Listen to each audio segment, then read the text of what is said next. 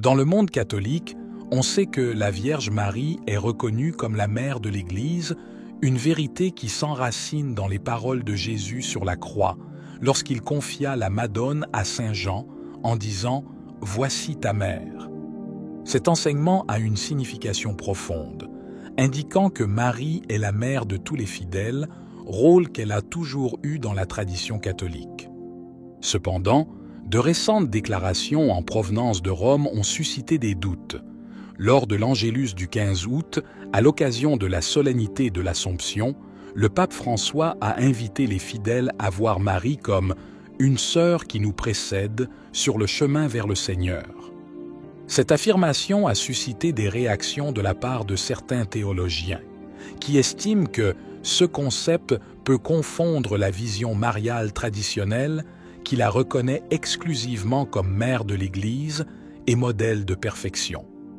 En particulier, un prêtre théologien a exprimé son inquiétude face à l'invitation du pape à considérer la Vierge Marie non seulement comme une mère, mais aussi comme une sœur sur le chemin vers Dieu. Selon le prêtre, cette approche s'éloigne de la doctrine catholique traditionnelle qui a toujours vénéré Marie comme mère de Dieu et mère de l'Église. Le théologien a souligné que les paroles de Jésus sur la croix « Voici ta mère » ne laissent aucune place à des interprétations qui voient en Marie la sœur des fidèles. Au contraire, ils affirment clairement son rôle maternel. Il a également souligné que, dans la tradition catholique, Marie a toujours été considérée comme une figure unique et irremplaçable, libre du péché originel depuis le moment de son immaculée conception.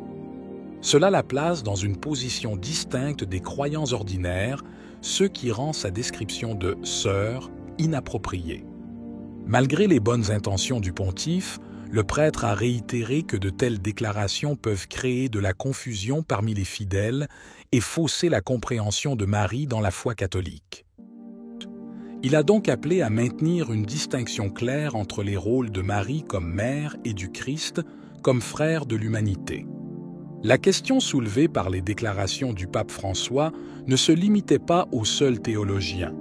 En fait, des critiques sont également venues de certains secteurs du clergé et de la communauté catholique qui voient dans la déclaration du pape une rupture avec la mariologie traditionnelle.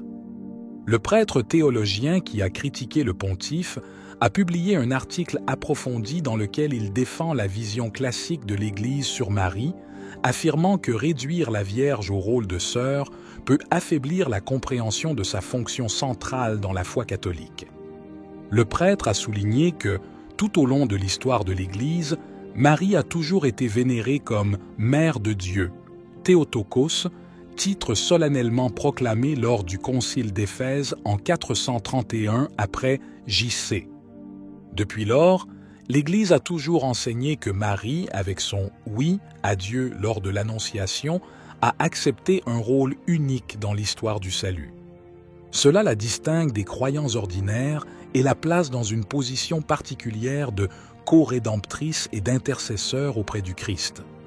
En outre, le théologien a critiqué l'approche poétique utilisée par le pape pour décrire Marie, soulignant que le langage figuratif, bien qu'il puisse être apprécié par certains, risque de confondre les catégories théologiques.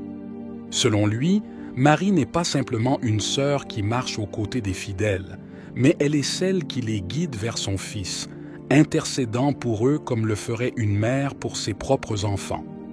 Il a également rappelé que Marie n'est pas une pèlerine dans cette vallée des larmes, comme le sont les fidèles, mais qu'elle est déjà glorifiée au ciel aux côtés du Christ. Le débat suscité par ces déclarations papales démontre combien le sujet de la mariologie est délicat au sein de l'Église catholique et combien il est crucial de maintenir un équilibre entre la compréhension traditionnelle et les nouvelles interprétations proposées par l'actuel pontificat. Le débat sur ces affirmations a révélé les tensions qui existent entre la tradition et les interprétations plus récentes de la figure de Marie. En particulier, cette question a poussé de nombreux catholiques à réfléchir sur la manière dont l'Église présente et interprète le rôle de la Vierge dans le contexte moderne. Certains théologiens ont vu dans les paroles du pape François une tentative de rapprocher la figure de Marie des fidèles, renforçant ainsi l'idée d'une Église qui marche avec le peuple de Dieu. Cependant, d'autres estiment que cette nouvelle perspective risque d'obscurcir la nature unique et particulière de Marie. Selon C.E. Critique, la décrire comme une « sœur » pourrait dérouter les fidèles, les éloignant d'une compréhension plus profonde de son rôle de médiatrice et de mère spirituelle. Il souligne que l'Église a toujours enseigné que Marie non seulement accompagne les croyants, mais qu'elle intercède constamment pour eux auprès de son Fils, Jésus-Christ.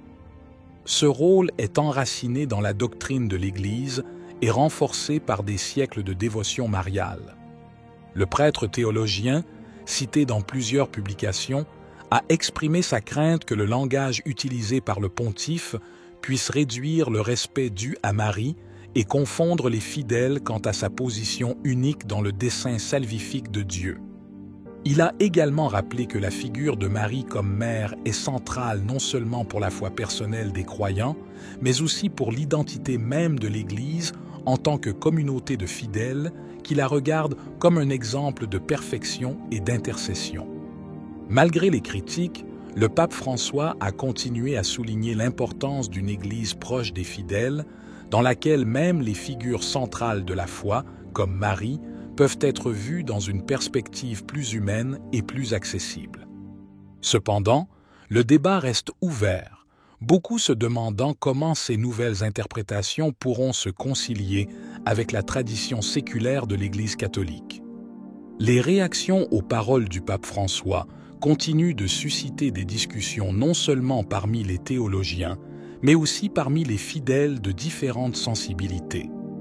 D'un côté, il y a ceux qui voient dans ces déclarations une tentative du pontife de rendre plus accessible la figure de la Vierge Marie afin de faciliter un lien plus personnel entre les fidèles et la mère de Jésus. Pour ces partisans, décrire Marie comme une sœur est une manière de souligner sa proximité et son empathie envers les difficultés quotidiennes auxquelles les croyants sont confrontés. D'un autre côté, de nombreux membres du clergé et des laïcs les plus étroitement liés à la tradition craignent que ce choix linguistique puisse compromettre une compréhension plus profonde du rôle de Marie dans la théologie catholique. La Madone, traditionnellement considérée comme mère de Dieu et mère de l'Église, a toujours joui d'une vénération particulière qui la place dans une position supérieure par rapport aux saints et aux fidèles.